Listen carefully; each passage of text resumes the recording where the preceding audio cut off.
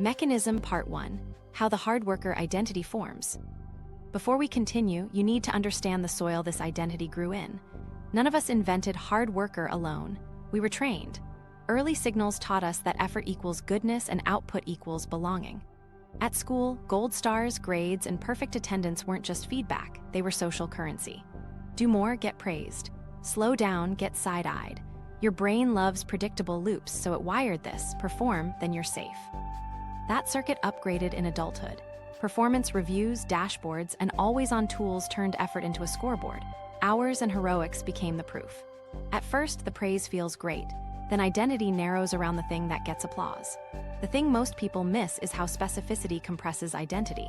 If the compliments land only on grinding, you're so dedicated, you're a machine, curiosity starts shrinking. Experiments feel risky because misses threaten the brand you've built. Once proving shows up, exploration drops. You pick tasks you can brute force, not ones that would grow your range. Risk tolerance falls, novelty feels dangerous, and you swap learn for look good. Now your nervous system pairs output with safety. I'm okay when I'm producing. That association is powerful because it lowers anxiety until normal human variability hits. Bodies get tired, projects stall, kids get sick, markets wobble. Variability is normal. A narrow identity can't absorb it. Here's where it gets sticky. Identities are like containers. Broad containers, learner, friend, maker, hold dense without cracking. Narrow containers, hard worker, have thin walls. A late start or a missed deadline can feel like a fracture. Your brain reads schedule drift as an identity threat, not a practical problem. When identity is on trial, the system flips into policing, not coaching. Shame floods the channel, curiosity collapses, and you either hide or overprove. Let me ground this with a quick story. Early in her career, a client stayed late once and got public praise. That one moment turned into a pattern, then a brand. Late hero. Promotions followed, but so did anxiety about leaving at 5. Weekends felt morally risky. Creativity dipped because every task became an exam. When a family emergency demanded space, she couldn't keep the tempo. Shame spiked, avoidance crept in, then overcorrection marathons, and the loop tightened. Not because she was weak, but because the container was brittle. There's reinforcement at 3 levels. Socially, we reward volume more than learning. You crushed it lands louder than you designed it well. Organizationally, metrics track what's countable: emails, tickets, hours, not the invisible skills that make work sustainable. Internally, your nervous system logs relief when output earns approval. Relief feels like safety, so your brain chases the cue, produce to exhale. Over time, the cue chain becomes automatic. Now here's where most people mess up. They try to fix the brittleness by doubling down on discipline. I'll never miss again. That makes the container thinner. You're adding glass to glass. The game changer is diversification. Add identity points that aren't tied to output. Values you enact daily, relationships you tend, skills you practice regardless of outcome. This isn't permission to drift, it's widening the walls so normal dips don't feel like collapse. A micro practice that works: track values in action alongside tasks. Generosity, sent a 5-line thank you. Curiosity, asked one naive question. Responsibility, set a clean stop. Within a month, you'll feel sturdier because your ledger isn't only work-shaped. Same job, broader container. Let me back up and name the cultural script so you can see it. We live in an environment saturated with control cues, surveillance metrics, instant comparisons, visible likes, and scarcity narratives. Fall behind and you're done. In that climate, hard worker isn't just a preference, it's armor. Armor worked when you were small and approval was your ticket to safety. As an adult, the same armor becomes weight. You move slower, avoid hits, and forget you can choose the fight. There's also a family layer many of us inherit. Maybe love felt conditional, good grades, extra chores, never complain, and effort bought calm in the house. Your nervous system learned to read other people's regulation as your job. Fast forward, and you're still managing everyone else's discomfort by overproducing. Saying no feels like dropping a plate. Rest feels suspicious. Before we continue, you need to hear this. You're not broken, you're trained. Your brain did what brains do: pair behavior with safety. The fix is not to prove harder, it's to feed different signals. Autonomy says I choose. Competence says I moved the ball. Relatedness says I belong even when I pause. Those 3 needs stabilize motivation when the day wobbles. That's why our reframe and micro choices feel like relief. They start widening the container. Common pitfalls to watch for as you begin: equating boundaries with laziness, confusing learning reps with low stakes, and treating praise detox like isolation. Boundaries are design, not defection. Learning reps are how competence grows. And you don't have to go praise-free, you just move your anchor from applause to alignment. If you remember nothing else here, remember this: a narrow identity breaks under normal variability. Widen the walls by adding identity points you control daily, so your worth isn't riding on a scoreboard. Then autonomy, competence, and safety can do their job when the next wobble hits. Mechanism Part 2, the shame cycle explained. Now that the container is clear, let's map the loop that hijacks your day. It starts with a tiny trigger, a miss, a slowdown, or a comparison. You plan to start at 9, it's 9:27. A teammate pings, per my last email. Your brain doesn't read minor delay. It reads threat. In shame research, think Brené Brown, guilt says I did something bad, shame says I am bad. When identity gets tagged, options narrow. Interpretation snaps in fast. With a hard worker identity, the story becomes, if I'm not producing, I'm not worthy. That's not planning, that's self-protection. The thinking brain dims, the alarm circuitry lights up. Now your body shifts state, heat in your face, tight chest, restless fingers. You tunnel, your attention hunts for relief. Relief usually takes two forms: numbing or proving. Numbing looks like micro escapes, scrolling, snacks, inbox pings disguised as just staying on top of it. It buys 2 minutes of quiet and hands you more shame. Now I'm behind and weak. Proving looks like overcorrection, marathon sessions, penance promises, early alarms you won't keep. It spikes output briefly, then piles recovery debt and errors. Both moves are expensive because neither improves the system that created the spike. The reason this loop sticks is that shame collapses curiosity. You stop asking, what made starting hard? And shift to courtroom questions. What's wrong with me? Courtroom questions only generate punishments. Punishment burns energy without building skill. Meanwhile, physiological arousal rises, you feel urgent, but urgency rarely produces better plans. You prove or you hide, and both keep the identity trial running. Let me show you a normal day sequence. Trigger, your meeting runs long, you lose your prime focus block. Interpretation, I can't protect my time, I'm sloppy. State shift, jaw clenches, breath goes shallow. Numbing, I'll check Slack, then email, then a quick news glance. 40 minutes disappear. Guilt stacks on shame. Overcorrection, no lunch, power through until 6. By 3 p.m., energy crashes, the task rolls to tomorrow with a bigger stake attached. Loop tightens. Now here's where most people mess up. They argue with the feeling, I shouldn't be this sensitive, I just need to toughen up. That keeps you in the courtroom. Or they deny the miss, stack more tasks, pretend the day didn't wobble. That teaches your brain you can't be trusted with reality. Both add load. Instead, run the 3 N's: name, normalize, neutralize. Name the state, this is a shame spike. Labeling shifts it from identity to a temporary condition. Normalize, misses happen, they're data. Variability is normal in any system. Neutralize, a tiny, chosen behavior that moves the task forward and restores agency. 2 minutes, 1 micro choice, like opening the doc and typing 3 bullets. You just fed autonomy and competence in the exact moment they collapsed. Micro story, a client missed 2 mornings in a row. Old pattern, YouTube binge, vow a heroic night, crash, wake guilty. Day 3, the shame hit at 9:12. She named it out loud. Normalized, I planned poorly yesterday. Neutralized, opened the slide deck, pasted 3 quotes. 2 minutes later, the surge dropped. By 9:25, she was in a 20-minute sprint. Not a perfect day, a stable one. Before we continue, see the overcorrection booby trap. It looks like discipline, but it's bargaining. If I suffer enough, I can buy my worth back. That ties worth tighter to output and guarantees more spikes. The antidote is pre-deciding failure scripts so identity never gets the bill. For example, if I miss a start, I have scope and begin within 5 minutes. That turns wobble into a route. Common mistakes to avoid. Turning naming into ruminating. One label, then action. Don't write a thesis on your shame. Confusing normalize with minimize. We're not excusing patterns, we're removing moral drama so you can change them. Neutralizing with punishment. I'll skip lunch is debt, not progress. Pick a 2-minute step that touches the task. Let's link this back to your needs. In self-determination theory, autonomy and competence stabilize motivation. Shame knocks both offline. Naming and normalizing lower the identity stake. The tiny action restores choice and progress.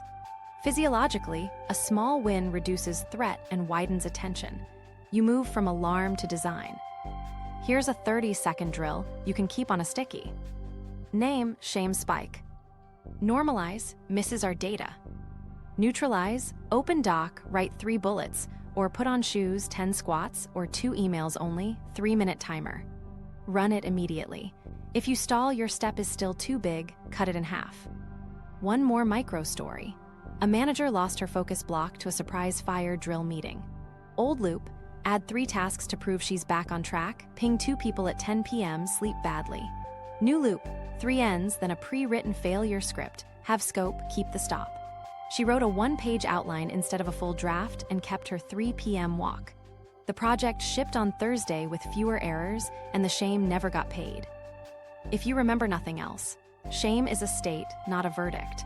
Name it, normalize variability, neutralize with a chosen 2-minute move.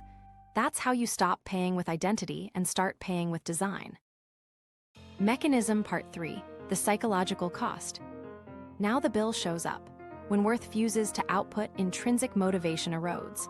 Work stops being I'm curious and becomes I'm on trial. Even when you finish, you get relief, not satisfaction. Relief quiets the alarm but doesn't refill the tank, so you need the next case to feel okay. In self-determination theory terms, chronic control cues, pressure, surveillance, contingency, thwart autonomy and competence, so the engine runs hot and brittle. The next cost is distorted competence. When shame runs the scoreboard, only flawless wins count. Micro wins don't register. Opening the file, sketching a rough outline, asking one clarifying question. You call those not real work, so the learning curve stays invisible. Without recorded reps, your nervous system never sees progress, so it withholds motivation. Then the emptiness feels like laziness, which becomes more shame. That's how the blind spot amplifies itself. Meanwhile, your body pays allostatic load, the cumulative wear from chronic stress. Each time a normal wobble becomes a worth threat, stress chemistry spikes. Over weeks, your baseline ratchets up. Sleep gets lighter, digestion gets weird, headaches visit more often. You can still function, but you're operating in a narrow tunnel. That tunnel makes everything feel urgent and personal, so your identity fuses tighter to performance even as energy drops. It's a loop. Physiology narrows attention. Narrowed attention reads more threat. Threat reinforces the hard worker identity. Decision fatigue piles on. If every choice is a referendum on goodness, your planning brain burns out by noon. Start now or after email. If I move this, am I weak? 10 tiny trials, and you've got no executive function left for the thing that matters. What follows is either micro-avoidance or grand, unsustainable promises. Neither fixes the system, both deepen the debt. There's also the social tab. Relationships turn into performance theaters. You choose friends who validate the grind, feel uneasy around people who rest without apology, and default to I've got it to look reliable. Then you resent the invisible load. At home, you're physically present but mentally rehearsing proofs. Loved ones feel the distance. Shame hates being seen, so you hide in productivity, which looks virtuous while it fuels loneliness. You might be thinking, but pressure gets me moving. Acute pressure can spark action. Chronic pressure corrodes curiosity. Curiosity is the engine of sustainable effort. It lets you tolerate boredom, run experiments, and notice small improvements. Shame collapses curiosity, so you rely on adrenaline spikes and last-minute rescues. That can look heroic, but it prevents stable skill building. You become great at emergencies and bad at quiet progress. Here's the shortcut nobody teaches. Competence is a ledger of reps, not a vibe. If you only record impressive outcomes, your ledger stays empty and your system never relaxes. Tracking tiny, visible actions is not cute, it's learning science. You're giving your brain evidence that effort maps to progress, which lowers perceived threat and reopens intrinsic motivation. Without that, you'll mistake adrenaline for drive and call burnout high standards. Another cost is opportunity shrinkage. When failure equals unworthiness, you avoid asymmetric bets, the ones with small downside and big learning upside, because even a small miss feels lethal. Your world narrows. You pick tasks you can grind, not ones that would grow your range. You start saying, I'm just not the kind of person who, when the truth is, I can't tolerate being new at this. Career paths flat. Creativity withers under the weight of certainty. Let me ground this with a composite story.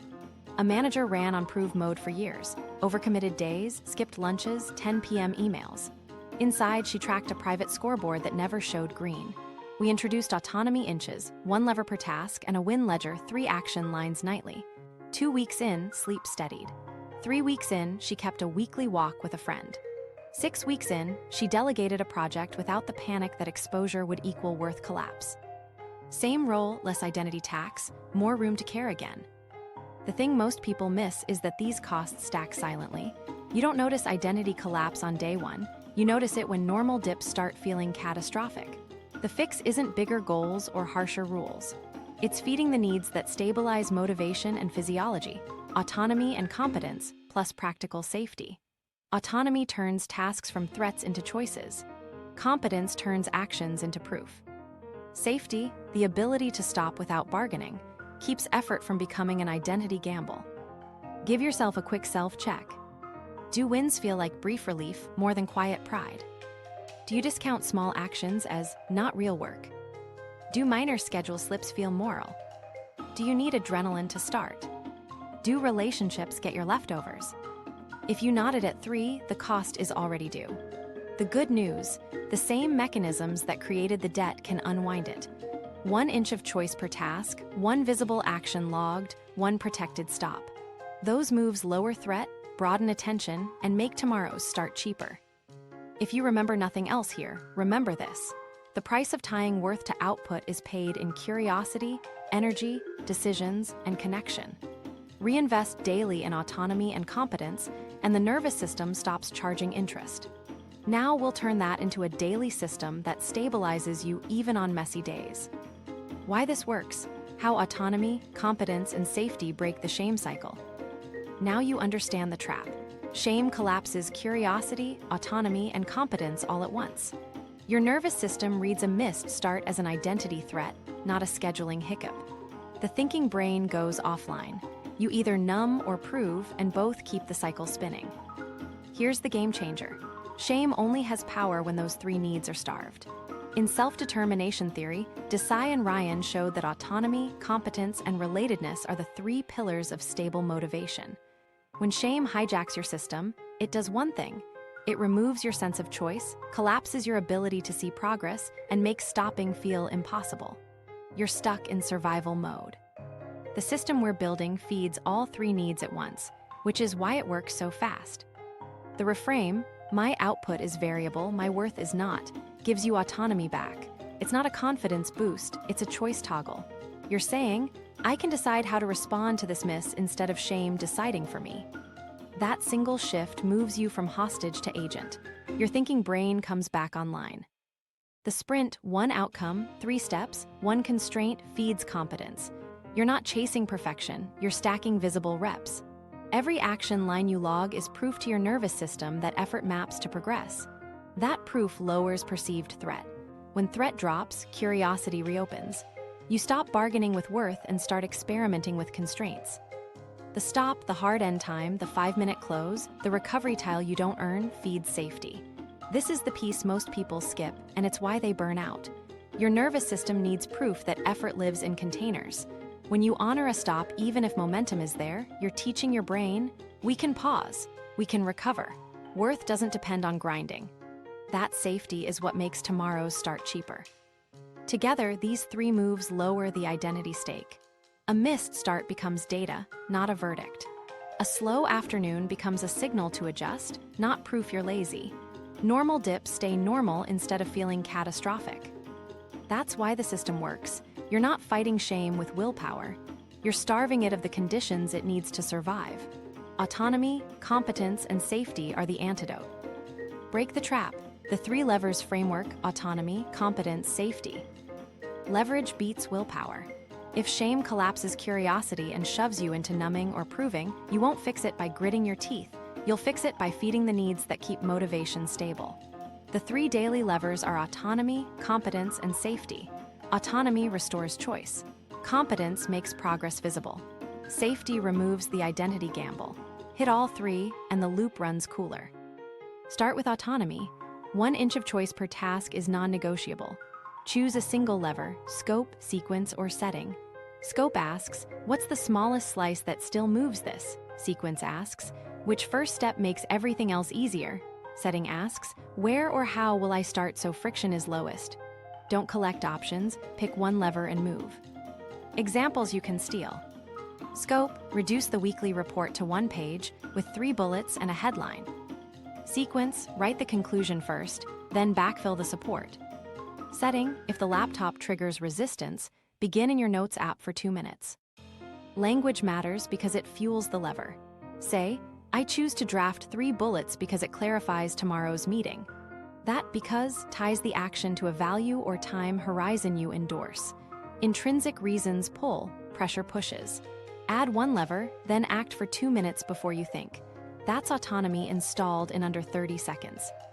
Once autonomy cracks the door, competence keeps it open. Your nervous system trusts what it can see, not what you intend.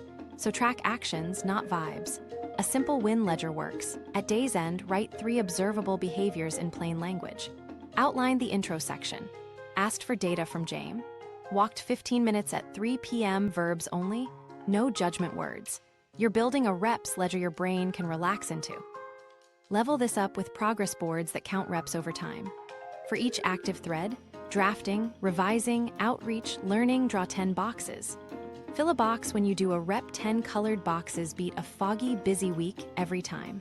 And if you're tempted to log hours, remember, hours are inputs, reps are skills. Results speed up when you stack skill reps with the engine cool. Now safety, the quiet third lever, keeps effort from becoming an identity gamble. Pre-commit small downshifts and protective boundaries regardless of performance. A 20-minute walk plus a 5-minute breath reset in the afternoon.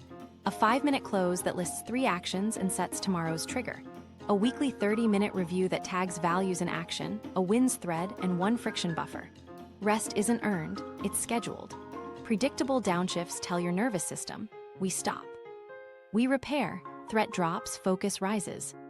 Install failure scripts so misses never bill your worth.